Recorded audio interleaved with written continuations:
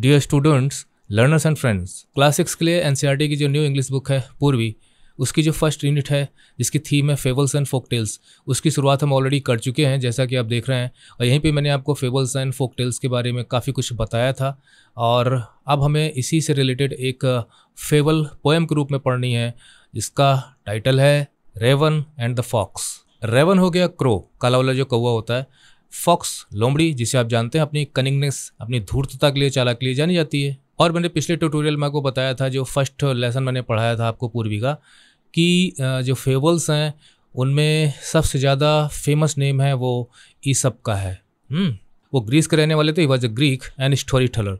तो उनकी बहुत सी फेमस फेबल्स हैं छोटी छोटी मॉरल के साथ। तो यहीं पे आपको इस पोएम के राइटर का भी नाम बता दूं आपको, यहाँ लास्ट में दिया गया है, Jean de la Fontaine। He was a French 17th century story teller in the form of verse. उनकी फेबल्स के नाम से कई वॉल्यूम्स हैं जिसमें उन्होंने फेबल्स, चाहे ईसप की फेबल्स हो, मतलब जो भी फेबल्स हो जहाँ से गैदर कर सके, इकट्ठा कर सके, उसको उन्होंने वर्सेस के रूप में, मतलब कि उन्होंने पोइट्री के रूप में पेश किया है। That is why he is called a fabulist, मतलब a story teller of fables. 1621 में he was born and 1695 he died. और इन्हीं को देखा देखी फिर और भी राइटर्स ने आगे चल के फेबल्स पे अपना वर्क किया। तो उन्हीं की ये पोएम है। और जैसा मैं इस सब के बारे में आपको बता रहा था, पहले भी मैं ऑलरेडी बता चुका हूँ, उनकी बहुत सी फेमस फेबल्स हैं, hare and tortoise, crow and the pitcher. और कौवे लोमड़ी की वर्स फॉर्म में छोटे समय ये कहानी उन्होंने समेटी है।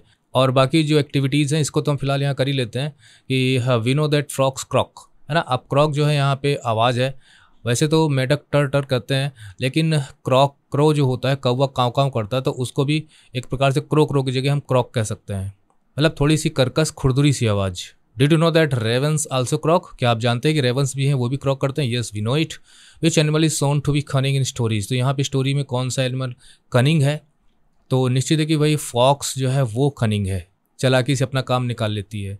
ये आप इमेज देख लीजिए और हम चलते हैं पोइट्री की तरफ। ये पोएम बहुत अच्छी है, बड़े राइम है इसके अंदर, और हर 4 मतलब लाइन्स का एक स्टेंजा बनाया गया है। और कुल मिला के इसमें 4 स्टेंजाज हैं, 2 यहाँ पे हैं और 2 यहाँ पे हैं। तो पोएम में आगे बढ़ने से पहले मैं आपसे पूछता हूँ कि इसका जो भी मैसेज है, मॉरल है, वो तो हम बाद में लेंगे ही, कि क्या आपकी कोई तारीफ़ करता है तो क्या आप ये डिफ्रेंशिएट कर पाते हैं कि भैया ये जो हमारी तारीफ़ कर रहा है, ये तारीफ़ जेन्युइन है कि नहीं है, रियल है कि नहीं है, सच्ची तारीफ़ है कि नहीं है, या कुछ ज़्यादा ही बढ़ा चढ़ा के बोल रहा है। अगर ये पता लगा पाते हो कि भाई ये रियल है या कुछ फॉल्स या फेक हमारी तारीफ़ कर रहा है, तो उस स्थिति में क्या आप उसको मना करते हो या अपनी फेक और फॉल्स जो आपकी तारीफ़ हो रही होती उसी में खुश हो जाते हो? अगर आप इस कैटेगरी के हो तो क्या आप तीसरी बात समझ पाते हो कि यार जो मेरी जो फॉल्स तारीफ़ कर रहा है ना, मुझे एडमायर कर रहा है, मेरी प्रेज़ कर रहा है ना, इस प्रकार की जो तारीफ़ होती है ना, झूठी तारीफ़, उसे हम फ्लैटरी कहते हैं, जिसे हिंदी में चापलूसी। चापलूसों की कमी नहीं होती उन लोगों के आगे पीछे घूमते हैं जिनसे उनका काम निकल सकता है। अगर आपके पास किसी भी रूप में कोई पावर है, बहुत अच्छा पढ़ने में है, या बॉडली पावर है, या पैसे की पावर है, या आप बहुत अच्छा खेल लेते, कुछ भी है, तो आपके कुछ फ्लैटर्स फ्रेंड तो होंगे ज़रूर। तो अगर आप ये पहचान लेते हो कि ये फ्लैटरी है और आप खुश भी हो उसमें, मज़ा आता है आपको, तो क्या आप तीसरी चीज़ कर पाते हो, पहचान पाते हो कि यार इसका कोई ना कोई मकसद तो ज़रूर होगा, बिना मतलब के तो ये ऐसा नहीं कर रहा होगा। और पहचान पाते हो कि यार इसका कुछ मतलब होगा, फिर भी अगर आप इसमें डूबे हुए हो तो फिर भैया तैयार रहो। हो सकता है उनका मतलब आपको नुकसान पहुंचाने का हो, आपको चूना लगाने का हो, आपसे अपना काम निकलवाने का हो। एनी हाउ, चलिए इसी से हम इस पोएम की शुरुआत करते हैं, बाकी सबको मिटा देते हैं। तो यहाँ सबसे पहले हम राइम, उसके बाद हम पोएम को एक्सप्लेन करेंगे, उसके बाद लास्ट में हम पोएटिक डिवाइसेस को लेंगे, ठीक है, वो भी बहुत ज़्यादा ज़रूरी है। देखिए ये है लिम, यहाँ पे बी को साइलेंट रखना है, आपको सिर्फ इस प्रकार से पढ़ना है, लिम हिम, दोनों मैच करते हैं तो आपको चुपचाप यहाँ पे ए लिख देना है। और लिम से मैच करता है हिम, तो यहाँ पे आपने ए लिखा है तो यहाँ पे भी आपको ए लिख देना है। जब हम तीसरी लाइन में आते हैं बीक, तो बीक लिम हिम दोनों से मैच नहीं करती है इसकी राइम, तो हम यहाँ पे ए के बाद जो भी लेटर आता है बी लिख देंगे। आप बीक और ये है सीक, और सी को बीक दोनों मैच करता है, तो हम जो हमने बी यहाँ लिखा था तो हम यहाँ पे बी लिख देंगे। तो फर्स्ट स्टेंजा की जो राइम स्कीम है वो ए बी बी होगी। इसी प्रकार से आप अन्य स्टेंजास की राइम निकाल सकते हैं, लगभग सेम राइम है ना। वर्ड बर्ड, तो ये भी ए ये भी ए। सिंग किंग, तो ये भी बी, ये भी बी, या आप चाहें तो यहाँ से बी तक हो चुका है तो यहाँ से आप सी सी कर सकते हैं और डी डी भी कर सकते हैं। तो ये तो हमने भाई इसकी राइम निकाल ली। चलो मिटाने का काम करते हैं। Mister Raven was perched upon a limb and Reynard the fox looked up at him. Mister Raven हो गए भाई वो क्रो महाराज है ना, जो यहाँ पे बैठे हुए हैं। हेयर इट इज काला काला कौवा, काँव काँव अच्छी नहीं लगती ना। पोस्ट बैठा हुआ था, अपॉन कहाँ पर बैठा हुआ था, लिम।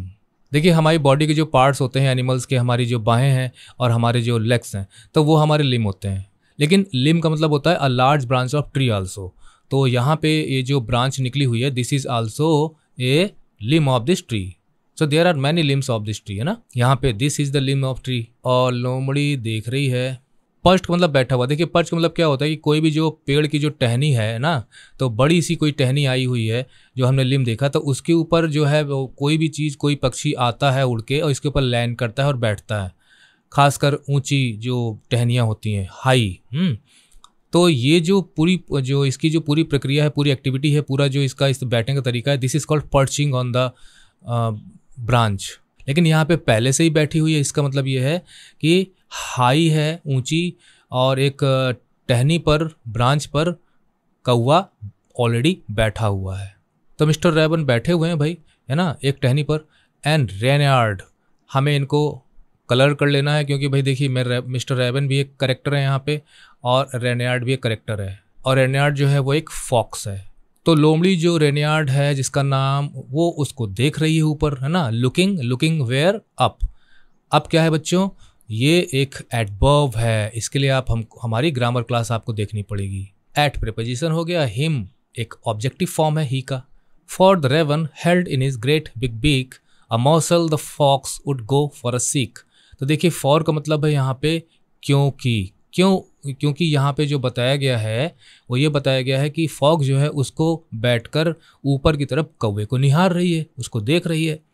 तो क्यों देख रही है, वाई। फॉर मतलब यहाँ पे because the raven held, hold का पास्ट फॉर्म होता है हेल्ड, ठीक है, और यह इसका थर्ड फॉर्म भी हो जाता है। तो होल्ड का मतलब होता है कि हाथों में किसी चीज़ में थामे हुए, उसको पकड़े हुए। तो मिस्टर रेवन ने क्या होल्ड किया हुआ था, अपनी बड़ी सी चोंच में, ग्रेट मतलब बिग बीक, चोंच। और ग्रेट यहाँ पे थोड़ा सा फन क्रिएट करने के लिए कर दिया क्योंकि जो कौवे की जो चोंच होती है ना, वो क्या बिग तो है ही है, वो क्या ग्रेट होगी, तो उस चोंच की कोई महानता नहीं है। लेकिन फॉक्स के लिए वो बहुत मैटर कर रही है यहाँ पे, that is why it is given here great. तो मिस्टर रेवन जो है अपनी बड़ी सी चोंच में क्या लिया हुआ है, अ मॉसल। मॉसल होता है बच्चों, यहाँ पे जिनके मीनिंग्स हम थोड़ा सा तलाशने की कोशिश कर रहे हैं उनको हम हाईलाइट भी कर देते हैं। मॉसल हो गया और यहाँ पे हम टू सीक को लेंगे। देखिए मॉसल होता है कवर, या आप कह सकते हो कि जो हम हिंदी में यहाँ तो हम कौरी कहते हैं, निवाला या ग्रास, है ना। यानी जो कुछ भी आप खा रहे होते हो तो आप अपने हाथ से लेके या किसी भी चीज़ से लेके मुंह में जितना पीस आप डालते हो वो एक मॉसल है। और जितना भी आपके सामने भोजन रखा होता है उसका थोड़ा सा हिस्सा वो होता है जो आप हाथ में लेके किसी भी लेके मुंह के अंदर डालते हैं। तो that is morsel is also a piece of food. तो जो लोमड़ी है वो रेवन को इसलिए देख रही है क्योंकि उसने अपनी चोंच में कोई मतलब टुकड़ा लिया हुआ है किसी चीज़ का, खाने का, फूड का कोई पीस लिया हुआ है अपने मुंह में। And the fox would go मतलब जाएगी, फार मतलब दूर तलक, सीक मतलब देखिए वैसे सीक का मतलब ये होता है कि आप किसी चीज़ को ढूंढ रहे हो या आप किसी चीज़ को तलाश रहे हो, या you are trying your best to get something, किसी चीज़ को पाने की कोशिश कर रहे हो, तो वो होता है सीक। और यहाँ पे ये बेटर मीनिंग है, मतलब जो फॉक्स है वो कोशिश कर रही है कि किसी तरह से वो जो रोटी का या किसी भी चीज़ का फूड का जो टुकड़ा है वो मेरे हाथ में, मेरे पास आ जाए और मैं उसको खा लूँ।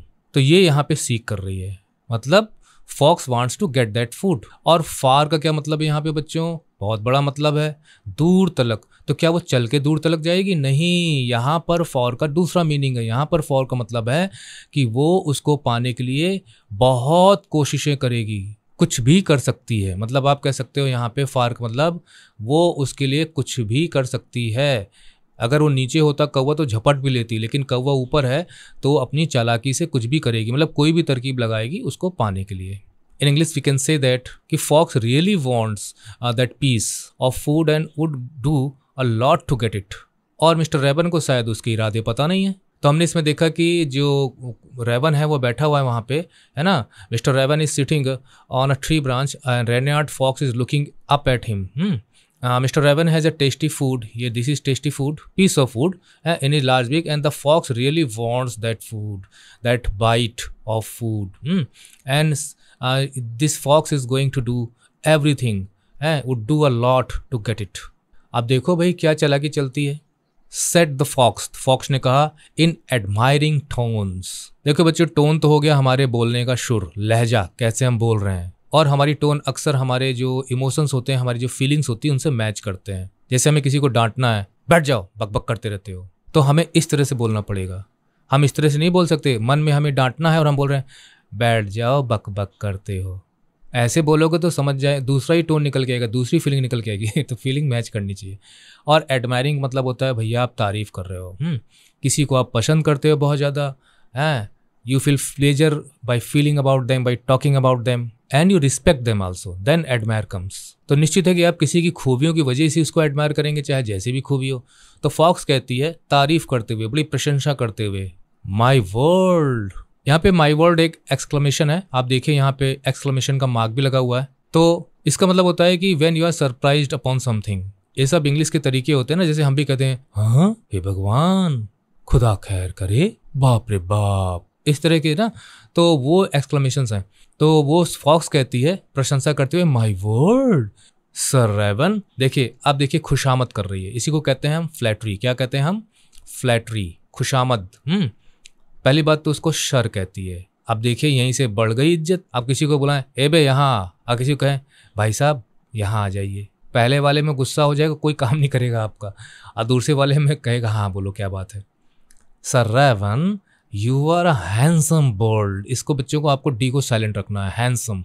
अरे आप तो बहुत ही खूबसूरत पक्षी हैं भैया। हैंडसम मतलब होता है कि मतलब गुड लुकिंग, वेरी अट्रैक्टिव। ये विमेन के लिए भी यूज हो सकता है, मैन के लिए भी यूज हो सकता है। वैसे तो हम फेमिनिन जेंडर में हम ब्यूटीफुल वर्ड का यूज करते हैं, लेकिन जब हम किसी लेडी को हैंडसम कहते हैं तो इसका मतलब है कि उसकी जो पूरे फीचर्स की ब्रॉडनेस को हम शो कर रहे हैं, मतलब बहुत ही भरी पूरी खूबसूरत महिला, not only by face but by other features also. उसी तरह से मैन के लिए भी है कि आप तो बड़े छैल छबीले अच्छे खासे लगते हैं।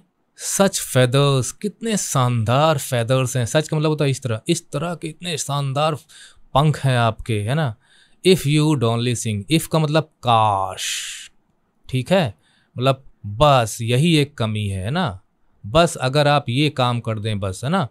तो इफ़ यूड सिंग, काश अगर आप गा देते, या काश अगर आप गाते, अगर आप बस गा देते। The birds of these woods would call you a king. Birds का मतलब हो गया पक्षी, मतलब यहाँ पे जो बर्ड्स का जो किंगडम है ना, जहाँ आप रहते हो इस जंगल में, तो कहते हैं woods would call you a king.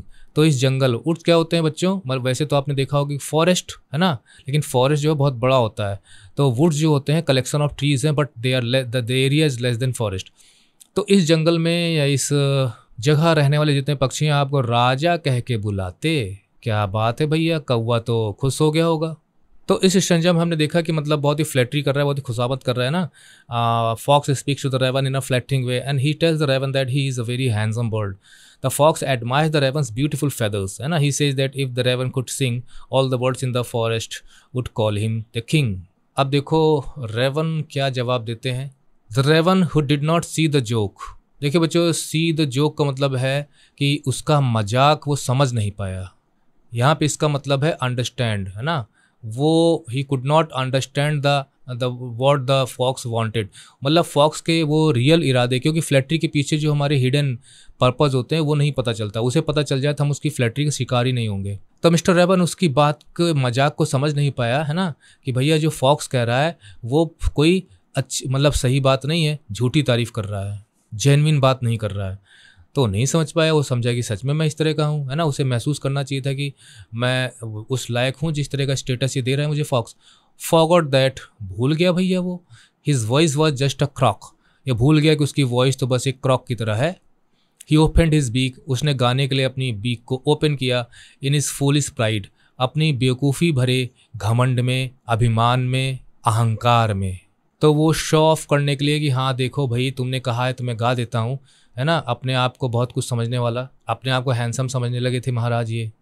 क्योंकि प्राइड का मतलब होता है सेंस ऑफ वंस वर्थ, मतलब आप अपनी काबिलियत को समझते हो, है ना, तो समझो तो सही, लेकिन उसको बहुत ज़्यादा उसका बखान मत करो, उस पर बहुत ज़्यादा इतराओ मत। क्योंकि व्हेन यू स्टार्ट थिंकिंग, मतलब जब आपके मन में बहुत भर जाता है कि no you are better off other dens, आप और लोगों से बहुत अच्छे हैं, और फिर आप उसे शो ऑफ करना शुरू कर देते हैं, तो फिर वो गलत हो जाता है, वो फिर घमंड हो जाता है। और फिर यहाँ तो झूठी बात है, मतलब उस अगर आपके अंदर कुछ दम है तो कोई बात नहीं, आप घमंड करके इतराओ, कोई बड़ा दमदार वाला मिल जाएगा तो आपका घमंड चूर कर देगा। लेकिन यहाँ तो कुछ भी नहीं है, खोखला है पूरी तरह से, बॉट मतलब जिसे कहा जाए हॉलो प्राइड हम कह सकते हैं इसको। उस पर ही इतराना शुरू कर दिए और गाना शुरू कर दिए। एंड डाउन फेल द मॉसल, और मुंह में जो उनके फूड का टुकड़ा था नीचे गिर गया। फॉक्स हैड आइड, हैड का मतलब वो नज़र लगाए बैठी थी, आइड का मतलब जिस पे उसकी निगाहें टिकी हुई थी, ऑलवेज लुकिंग एट दैट।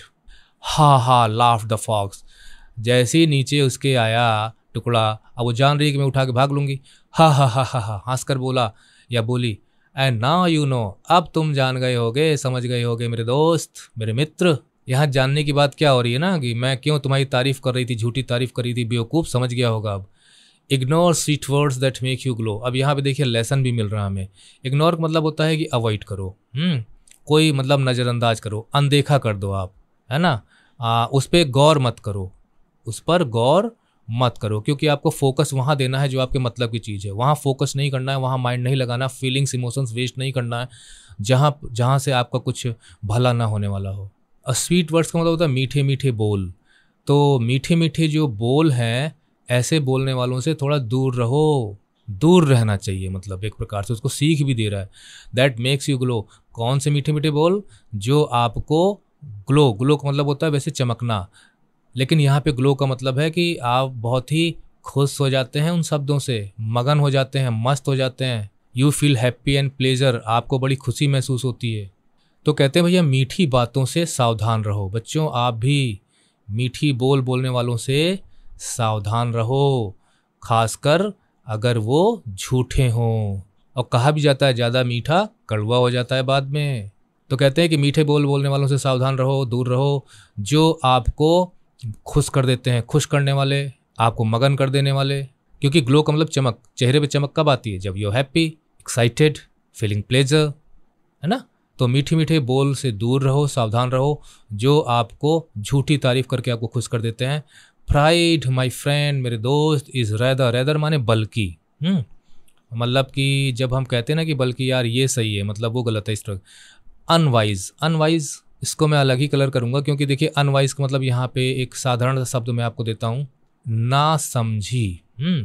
या आप ये लिख लीजिए, ना समझी, शायद ऐसे लिखा जाता है, मेरी हिंदी थोड़ी वीक है। तो कहता है कि प्राइड, वो भी झूठा प्राइड, अहंकार, घमंड, ये ना समझी नादानी है, ठीक नहीं है, ये उचित नहीं है, इसमें कोई समझदारी नहीं है, ये फूलिश है, मूर्खतापूर्ण लोग इस तरह से खुश होते हैं स्वीट वर्ड्स पे।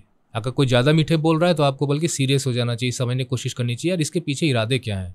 यानी आप ये सोचो कि बड़े मीठे मीठे बोल रहा है, बोल रही है, लेकिन आपको देखना है कि उसके पीछे का इरादा क्या बोल रहा है, इसका हिडन मीनिंग। अगर वाइस तब होगे तब, और फिर फंसोगे नहीं। तो कहता है कि जो मीठे मीठे बोल होते हैं उनसे दूर रहो, जो आपको खुश करते हैं। और प्राइड जो है मेरे दोस्त हर तरह से अनवाइज है, ठीक नहीं है, उचित नहीं है इन मीठे वर्ड्स को सुनकर खुश होना। आई एम श्योर, अब मुझे पूरा विश्वास है, this teaching is quite a surprise, surprise मतलब भौचक्का कर देने वाली, आश्चर्यचकित कर देने वाली। क्वाइट, क्वाइट की वजह से दो, एक तो आपने क्वाइट ये पढ़ा होगा, है ना, ये इसका मतलब होता है क्वाइट, क्वाइट मैम सर शांत करते रहते हैं। और दूसरा क्वाइट है, मतलब आप कह सकते हो यहाँ पे क्वाइट का मतलब यहाँ पे हो गया काफ़ी, काफ़ी हद तक, पूरी तौर से भी हम कहते हैं, कभी कभी बिल्कुल भी हम कह देते हैं, है ना। ये क्वाइट, क्वाइट, क्वाइट राइट बिल्कुल सही है, क्वाइट रॉन्ग बिल्कुल गलत है। और हम ये भी कह देते हैं यार सचमुच में, really quite such a beautiful lady, a beautiful girl, the beautiful film. तो हम इसको सचमुच में भी हम कह सकते हैं, ठीक है। ये तो यहाँ पे जो भी मीनिंग लगा लो, मैं तो यहाँ मीनिंग लगाऊंगा कि फॉक्स जो है वो कहती है या कहता है कि अब मुझे पूरा विश्वास है कि ये जो टीचिंग है, ये जो मेरा लेसन जो मैं दे रहा हूँ, कौन सा लेसन दे रहा हूँ, ये आप भी समझ लीजिए। Ignore sweet words that make you glow, pride my friend is rather unwise. मीठे बोल जो आपको खुश कर देते हैं उनको अनदेखा करो, इग्नोर करो, सावधान रहो, क्योंकि इन बोलों से खुश होना, इतराना, ये ज़्यादा बेटर है। इतराना है ना, सेखी बघाड़ना है ना, झूठी सेखी बघाड़ना, ये नासमझी है, नादानी है, बेवकूफ़ी है। और मुझे पक्का विश्वास है कि ये जो टीचिंग है, जो लेसन जो मैंने दिया है, ये लेसन तुम्हारे लिए बिल्कुल किसी सरप्राइज़ से कम नहीं है। तुम काफ़ी सरप्राइज़ फील कर रहे होगे, बिल्कुल भी सरप्राइजिंग फील कर रहे होगे। अब इसको अगर मैं लगाऊं, है ना, तो ये हो जाएगा कि मुझे पूरा विश्वास है कि तुम सचमुच ही बहुत ही सरप्राइज़ महसूस कर रहे होगे, क्योंकि रोटी का टुकड़ा मैंने अपनी चालाकी से ले लिया और तुम्हारी झूठी सेखी झूठे घमंड की वजह से। काले काले कौवे हो, आवाज़ कहीं ठीक ठाक नहीं, गाने चले हो। तो देखो बच्चों, ये पोएम तो हमने यहाँ पे पढ़ ली, और इसके अगर मॉरल की बात आती है तो क्या मॉरल निकलता है? वैसे कुल मिला के अगर हम एक स्लोगन के रूप में कहें तो बी वेयर ऑफ फ्लैटरी, चापलूसी से दूर रहो, है ना, एक ये स्लोगन निकल सकता है। दूसरी चीज़ ये है कि अगर हम इसको थोड़ा सा डिटेल में कहना चाहें कि जो पोएम टीचेस अस कि हमको केयरफुल रहना चाहिए, केयरफुल ऑफ फॉल्स प्रेज, ठीक है, हमें अपनी झूठी प्रशंसा शान से दूर रहना चाहिए। The people who do such praising, है ना, क्योंकि उनके मतलब हिडन इंटेंशंस हो सकते हैं ना, उनके क्या इरादे हैं आपको क्या पता चला, आप उनके चाल में फंस सकते हो। और दूसरी चीज़ ये है कि pride can lead to fall, है ना, आप pride can lead to foolish decisions, आपको बेवकूफ़ी भरे निर्णय लेने में मदद करते हैं फूलिश प्राइड डिसीजंस। यहाँ पे ठीक से लिखते नहीं बन रहा है, एंड फिर आप रिग्रेट करते हो, है ना। तो भैया, dangers of pride and deceitfulness, मैं यहाँ पे अलग से लिख दे रहा हूँ, डिसीटफुलनेस ऑफ फ्लैटरी। तो आप एक प्रकार से छोटे में ये भी कह सकते हो। अब बची बात इसके पोएटिक डिवाइस की, तो सब कुछ मिटा देते हैं। राइम हम कर ही चुके हैं और आपकी बुक में जो है शुरुआत की गई है कि पोएटिक डिवाइस भी आपको सिखाए जाएँ, लिटरेरी डिवाइस आपको सिखाए जाएँ। जैसे हिंदी में अलंकार होते हैं, तो आपकी बुक में एक जिक्र है यहाँ पे, वो है एलिट्रेशन का। इसे हिंदी में अनुप्रास अलंकार कहते हैं, अनुप्रास अलंकार। जैसे यहाँ पे बताया भी गया है कि होता क्या है कि इसमें रिपीटिशन होता है कॉन्सोनेंट साउंड का, मतलब ए, ई, आई, ओ, यू से निकलने वाले साउंड को छोड़कर, मतलब स्वर को छोड़कर जो का, खा, गा, इस तरह के जो कॉन्सोनेंट साउंड्स होते हैं ये रिपीट होते हैं और बिगिनिंग में रिपीट होते हैं वर्ड्स के, मतलब शुरू में ही आ जाता है। जैसे ये टी है, ये एफ है, तो ये वर्ड का शुरू का जो होगा लेटर होना चाहिए, कॉन्सोनेंट लेटर होना चाहिए व्हेन टू और मोर वर्ड्स टुगेदर। और वो जो रिपीटिशन है वो आसपास के वर्ड्स में होता है और वो सेम साउंड से शुरू होते हैं, उन्हीं को इलेक्ट्रेशन कहा जाता है। जैसे यहाँ पर देखिए एग्जाम्पल दिया गया है कि देखिए यहाँ पे बिग का बा और बिग का बा, दोनों जगह जो है बा शब्द रिपीट हो रहा है। और यहाँ देखिए स्वीट एंड सॉन्ग, तो यहाँ पे सा और यहाँ पे सा, पहला लेटर साउंड मैच कर रही है, तो ये है एलिट्रेशन। चलिए हम पोएम में ढूंढते हैं, सबसे पहले यही ढूंढ लेते हैं। तो देखिए जो अभी हमने पढ़ा था वहाँ पे ना बिग एंड बीक, तो एक तो ये हो गया एलिट्रेशन। एक और मैं ढूंढ देता हूँ, बाकी आप ढूंढेंगे। जैसे यहाँ पे देखिए वुड्स वुड, तो यहाँ पे देखिए ये वाली साउंड मैच कर रही है, वा एंड वा और वू एंड वू। और भी इस पर इलेक्ट्रेशन है वो आप ढूंढेंगे। और चूंकि मुझे जल्दी से पोएम लंबी भी हो रही है, ख़त्म भी करना है, लेकिन कोई बात नहीं, एकेडमिक ट्यूटोरियल है, क्लास में टीचर आपको कितना समय लेते होंगे, तो हमें भी तो कुछ समय मिलना चाहिए। राइम हम ऑलरेडी आपको बता चुके हैं, ए और बी करके राइम है। बच्चों इसमें पर्सोनिफिकेशन आपको ज़रूर पता होना चाहिए ना। आप जानते हैं पर्सोनिफिकेशन क्या होता है? पर्सोनिफिकेशन में हम क्या करते हैं कि किसी को ह्यूमन के रूप में पेश करते हैं, मतलब किसी नॉन ह्यूमन को हम ह्यूमन के रूप में पेश करते हैं, नॉन ह्यूमन को हम एक व्यक्ति के रूप में हम पेश करते हैं, ठीक है, व्यक्ति के रूप में दिखाते हैं, ठीक है। तब देखिए यहाँ पे जो फॉक्स है वो बोल रहा है आदमियों की तरह से, जो रेवन है वो भी बोल रहा है आदमियों की तरह से। तो यहाँ पे हम इन दोनों एनिमल्स को एक ह्यूमन के रूप में हम शो कर रहे हैं, तो ये पर्सोनिफिकेशन होता है, मानवीकरण अलंकार। वैसे बच्चों यहाँ पर मैं आपको बता दूं, आगे देर सवेर आपको पता भी होना चाहिए कि जब हम जो एनिमल्स होते हैं या कोई भी इनएनिमेट चीज़ होती है, चाहे वो कोई पत्थर ही हो, चाहे वो कोई पेड़ ही हो, तो जब वो ह्यूमंस की तरह बोलते हैं, मतलब उनमें ह्यूमंस की ट्रेड्स आ जाते हैं, है ना, और उनकी करेक्टर्स ह्यूमन का हम दे देते हैं उन्हें, तो दे एक्ट लाइक, मतलब मानवीकृत पूरा बना देते हैं उनको, तो उसे कहते हैं, वो एक एग्जाम्पल है, एक पोइटिक डिवाइस है, लिटरेरी डिवाइस है, जिसे हम कहते हैं एंथ्रोपोमॉर्फिज्म। तो हम क्या करते हैं कि एंथ्रोपोमोफाइज करते हैं एनिमल्स को। तो यहाँ पे फॉक्स और इनको किया गया है, दोनों को, रेवन को, ठीक है।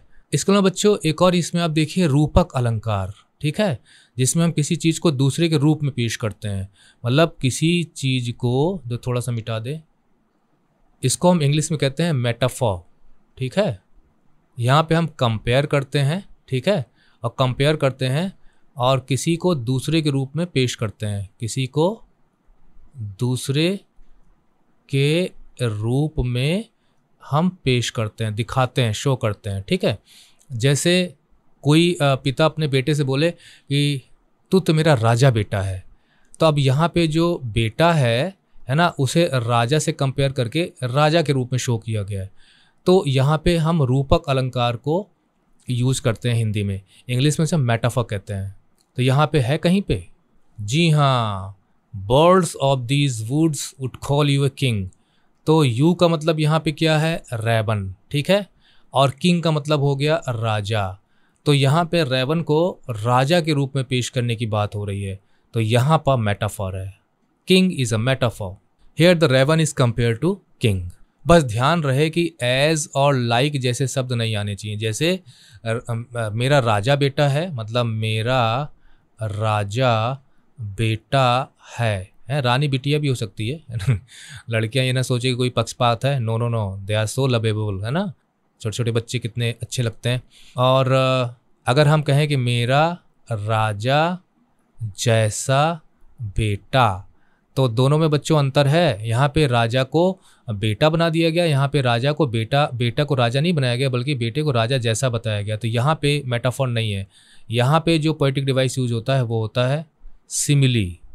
तो कुछ बहुत इंपॉर्टेंट पोएटिक डिवाइस मैंने बताया, इसके अलावा एजोनेंस, कॉन्सोनेंस भी आप ढूंढ सकते हैं। जैसे उदाहरण के लिए जहाँ पर बीच में लेटर्स में कहीं पे कोई स्वर वाली साउंड, मतलब कि वाउल वाली साउंड रिपीट हो रही है ना, आ ई ऊ, जैसे यहाँ पे देखिए वो, गो, टू, तो यहाँ पे आप कह सकते हो कि यहाँ पे एजोनेंस का यूज हो रहा है। किसका यूज हो रहा है, एजोनेंस। और अगर कोई लेटर बीच में, जैसे कि हमने लिटरेशन देखा था, उसमें शुरू में रिपीट होता है, और अगर बीच में रिपीट हो रहा है तो उसे हम कॉन्सोनेंस कह सकते हैं। तो बच्चों वो मेहनत आप करो, ढूंढो इसके अंदर जो बहुत बड़े बड़े, बहुत ही इंपॉर्टेंट, अक्सर यूज होने वाले जो होते हैं, जैसे पर्सोनिफिकेशन है, मेटाफर है। इसके अलावा बच्चों ये जो पोएम है ये एक डायलॉग के रूप में, पोएम तो है लेकिन यहाँ पे एक डायलॉग, मतलब डायलॉग चल रहा है, दोनों के बीच में बातचीत चल रही है ना, तो इसे भी आपको याद रखना है। और जब आप पोएम को पढ़ रहे हो तो आपके दिमाग में अगर इमेजेस बननी शुरू हो जाती हैं ना, एक तस्वीर बनने लगती है, विजुअलाइजेशन आपके दिमाग में होने लगता है, तो हम कहते हैं वहाँ पे इमेजरी का भी यूज हुआ। अब ये जो है इंडिविजुअल परसेप्शन पे डिपेंड करता है कि आपके अंदर कोई इमेजेस बनती कि नहीं बनती हैं। तो पोएम को पढ़ते पढ़ते आपके दिमाग में तस्वीरें बनने लग जाएँ ना, उनका विजुअलाइजेशन शुरू हो जाए, तो उस पोएटिक डिवाइस को हम इमेजरी कहते हैं। और एक चीज़ तो हमें बिल्कुल पढ़ लेनी चाहिए यहाँ पे, वो है आयरनी। आयरनी का मतलब होता है कि यहाँ पे व्यंग भी है। यहाँ पे आयरनी में क्या होता है कि मतलब जो हमें जो जिस चीज़ की एक्सपेक्टेशन होती है ना, और ठीक उसका उल्टा हो जाता है, ठीक उसका अपोजिट हो जाता है, तो वो आयरनी है। जिसे कहा जाए ना कि बेचारा कितना टैलेंटेड है ना, लेकिन दर दर भटक रहा है, दर दर भटक रहा है, तो ये आयरनी हो जाएगी। इतना योग, इतना काबिल, लेकिन ना कोई नौकरी मिल रही है, गरीबी से गुजर रहा है, और यहाँ उससे कितने बिलो क्वालिटी के लोग राज कर रहे हैं। कभी कभी क्या अक्सर कहा जाता है कि ईमानदार लोग बेचारे अक्सर उन्हें सहन करना पड़ता है, और जो झूठे बेईमान लोग होते हैं ना, वो मस्ती कर रहे होते हैं, ईश्वर भी उनको पता नहीं क्यों इतना ज़्यादा देता है। तो ये आयरनिकल सिचुएशंस हैं। तो क्या आपको इसमें आयरनी नज़र आ रही है? हाँ है, क्योंकि यहाँ पे जो रेवन है उसकी कोशिश है कि मतलब उसकी तारीफ हो। कौन नहीं चाहता कि उसकी तारीफ हो?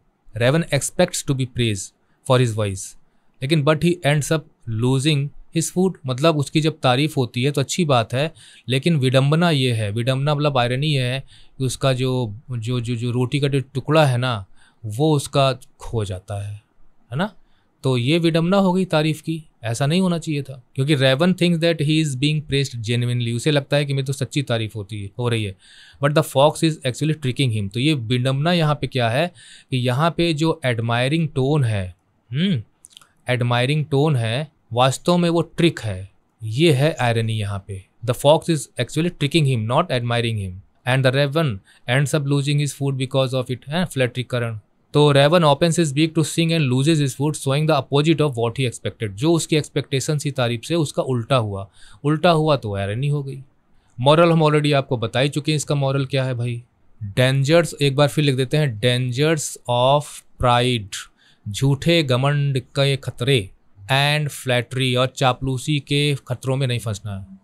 बाकी ढेर सारा मटेरियल आपको हमारी वेबसाइट पे मिल जाएगा, जाओ पढ़ो यार, सीखो। फिर मैं तो हूँ ही बैठा हुआ हूँ ना, या पैशनेट टीचर इज हियर, हमने लिंक दिया हुआ है आपको कॉन्टैक्ट का, आप कॉन्टैक्ट करिए। कुछ प्रॉब्लम होती है और फिर भी अगर आप अफोर्ड कर सकते हैं तो बहुत ही लो पेमेंट पे आप एक ऑनलाइन डाउट सेशन बुक करिए ना, आइए हमारे आमने सामने और पूछिए जो पूछना है, और हम आपकी क्वेरीज को शांत करने की कोशिश करेंगे।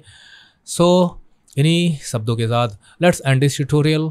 अगले किसी ट्यूटोरियल में फिर हमारी आपकी मुलाकात होगी, और तब तक के लिए bye bye, study well and take care.